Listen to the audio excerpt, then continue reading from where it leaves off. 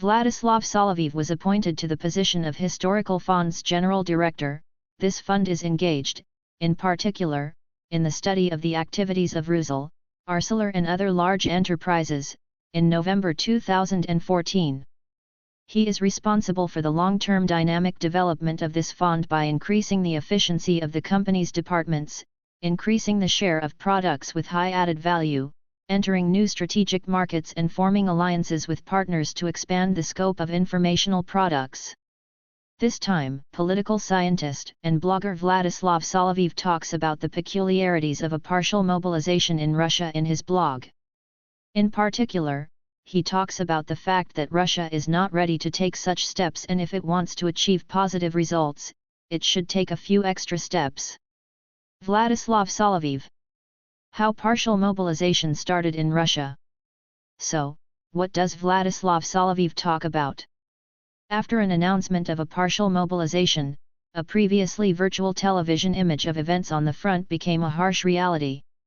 Do Russians want war?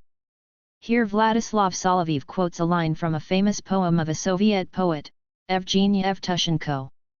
Today, 300,000 Russians who suddenly found themselves needed by the state have to answer this question. Population's opinions on this matter have been divided.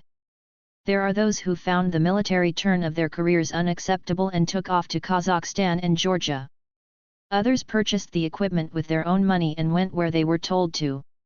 In general, mobilization turned out to be a usual Russian mess. Now, for several days a topic of raids in Moscow near the subways, in hostels, etc., in search of those who did not show up at the first call of the state has been popular in free press.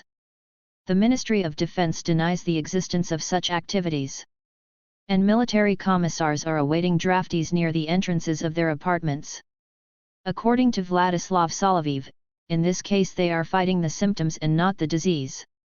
First you need to ask the state machine, why is the population not happy with state initiatives? The answer is obvious. By the way, people are tired of lies. Of treating the population like a faceless crowd. Explaining nothing, conducting an obscure special operation with no clear purpose, and plotting behind the back of the military. Then suddenly give the operation a status of a people's war and still continue to call this initiative a SMO. While people in Russian are burdened with, Vladislav Soloviev puts a special emphasis on this. Credits, debts, children, housing problem, and many other problems that Soviet people didn't have. Our great-grandparents went to the front without any financial burdens. Now everything is much more complicated. And that's why since the very beginning of the mobilization, officials started talking about easing credit obligations for participants. However, the caring in the form of freezing debts is not sufficient, in my eyes.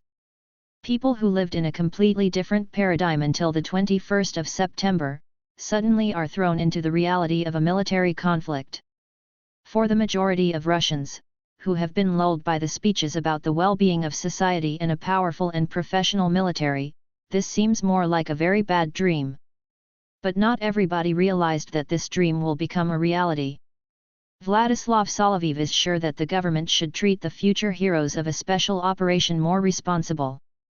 Vladislav Soloviev, Deripaska, Potanin, and others should pay. What about the super profits from higher oil prices and other resources? Vladislav Soloviev believes that Deripaska and Potanin together with the government could have easily pay off the credits of all the drafted into the military and free their families from debt, which though are frozen, for now, won't go anywhere. This needs to be done. Any credits, including mortgages, need to be fully paid off. It will be easier to fight without debt. For now there are 300,000 drafted men. Providing them and their families with a life without a credit burden is a divine obligation of the government. In the meantime, it's just a shame what is happening to the people who are standing in front of the barrel. Vladislav Soloviev even mentions Turkey. No military operation is happening in this country, but the government cares more about people than Russia about the draftees, which it can't even equip properly. Meanwhile, Erdogan is actually trying to solve the housing problem. Many Turks have benefited from the project, in which anyone who wants to, can purchase an apartment for an incredibly low price. With the payment of 937 Turkish liras per month, roughly $50, for 80 square m, people move into decent houses and become their rightful owners in 10 years. The press reports that 3 mil of Turkish nationals are already participating in this program. And they do not have to take a weapon into their hands for this. For Russia, a rich country, it is too little, to only put credits on pause. Vladislav Soloviev calls Russian people the great martyr, who suffered through worse, but everyone has their limits. He sincerely hopes that the government is smart enough to not test them, as instability in such a huge country and a nuclear power is bad for the entire world. For the record, Vladislav Soloviev is a political expert, economist, and blogger, well known in Russia and abroad. He wrote a number of books and published many articles, exposing modern Russian oligarchs, Deripaska, in particular.